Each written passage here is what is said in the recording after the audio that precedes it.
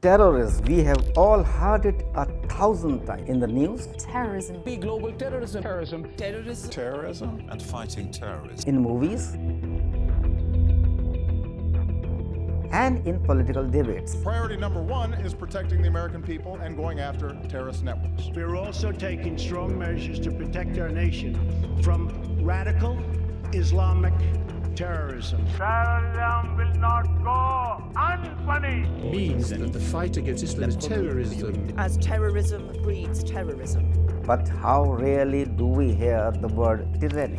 Before we dive into what tyranny really means, let's take a quick pause on terrorism. Terrorism is normally understood to be the murder of ordinary people for political purposes. For decades, Western media and political narratives have made terrorism almost synonymous with Muslims.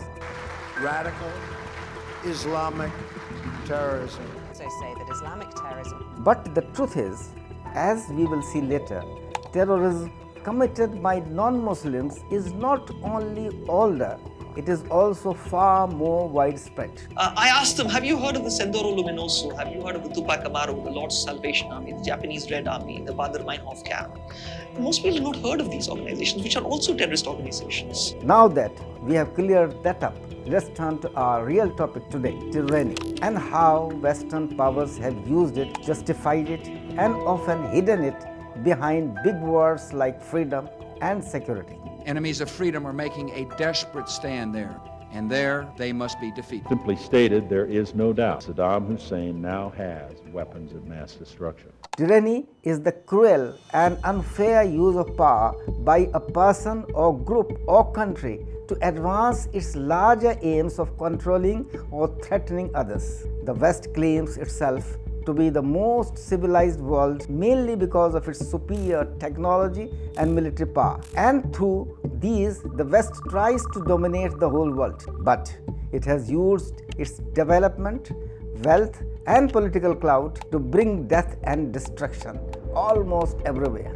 The Western countries, along with Russia and China, were the major killers in the two world wars. According to various estimates, 80 to 100 million people lost their lives in the two world wars alone, and tens of millions more have died in the wars that followed. However, the Western media and also the Indian media, under the influence of both the West and the Hindutva propagandist, focuses only on a certain category of violence. For them, only beheadings are a condemnable form of violence and not the carnage through bombs. The former is the method of them, that is Muslim terrorists, and the latter is currently the method of us, that is the West. It is another matter that the beheadings kill less than a dozen and bombs kill millions. Of course, bombs also become condemnable when bombs of lesser intensity are used by Al-Qaeda and its allies, which kill tens or hundreds, unlike the thousands and tens of thousands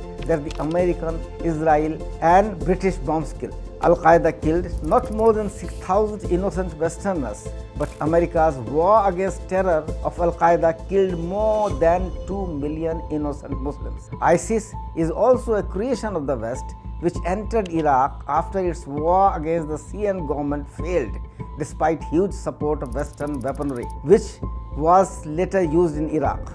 Globally, when we talk about wars and civil wars, the main culprits, directly or indirectly, remain the same. That is America, France, Britain, China, and Russia. These five big powers and permanent members of the United Nations have been the biggest killers since the beginning of the 20th century. Now, shift your eyes to South Asia. In India, terrorism by non-Muslims, whether believing or non-believing Hindus, has killed over 40,000 people in the last 2 decades. In Sri Lanka, Tamil terrorism took more than 100,000 lives. Every violence needs condemnation. Every single death of an innocent person needs to be condemned, irrespective of the identity of the perpetrator and the victim, irrespective of the motivating ideology, religious or non-religious, and irrespective of the method used.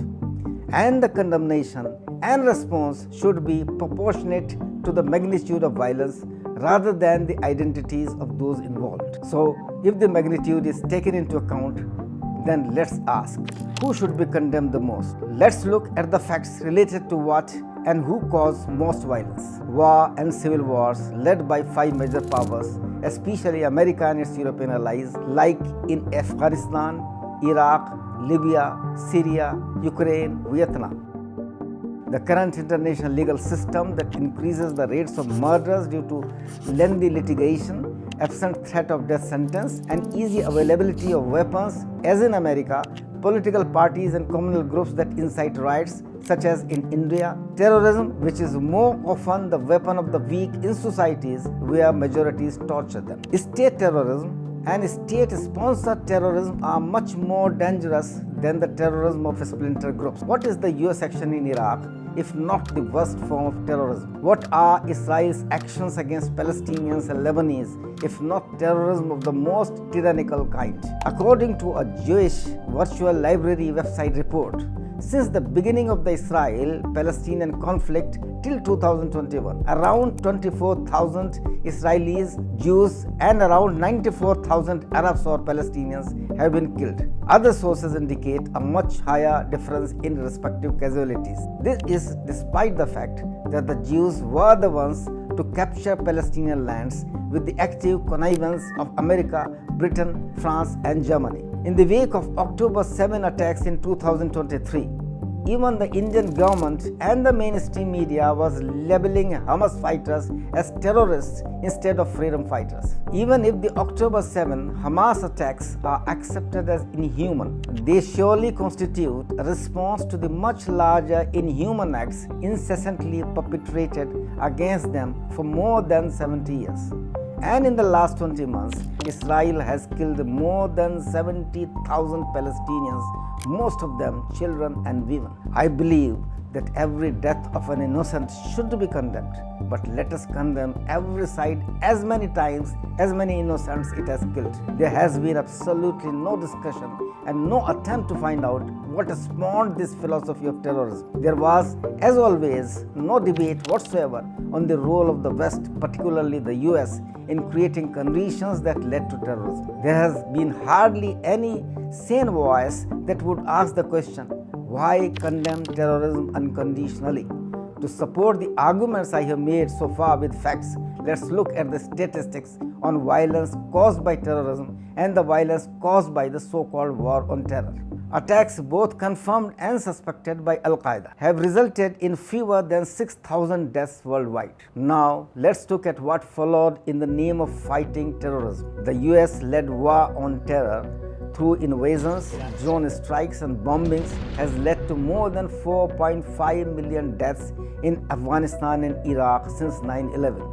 According to Washington Post, post-9/11 wars have contributed to some 4.5 million deaths, reports suggest. It should be pointed out here that the tyranny of the Western nations against Muslim nations did not begin with 9/11.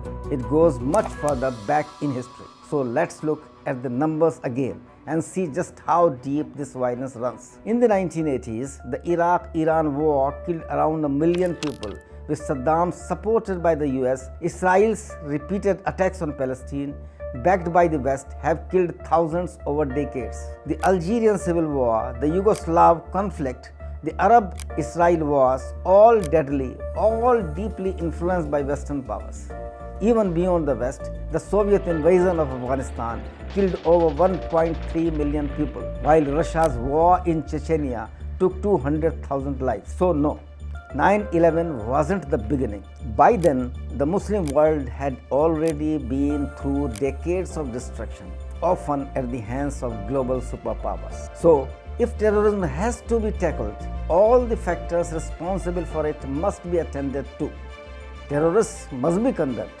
But in the same breath, the American government and its allies, including European countries and Israel, must be condemned for their heavy-handedness in dealing with other countries, their exploitative policies at the global level, their attempts to hijack all international institutions, including the United Nations, their support for social evils, even their export for its own economic ends, and for its unjust policies towards the genuine grievances of Muslims. America and Israel in recent times have not only been the biggest state terrorists but also the cruelest tyrants.